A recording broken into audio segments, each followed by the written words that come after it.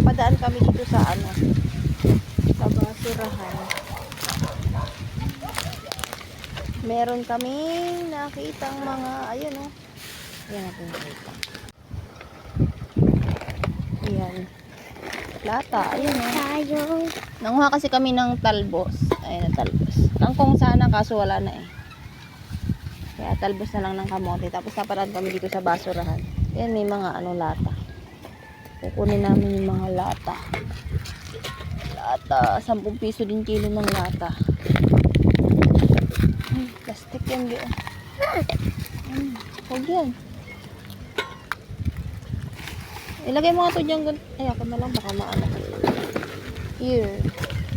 Laruan crabs. Hindi, ano na yan. Kalakal.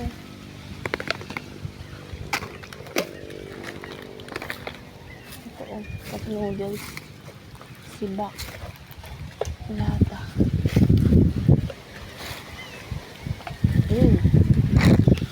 Lata. Ah, may karag. May karag.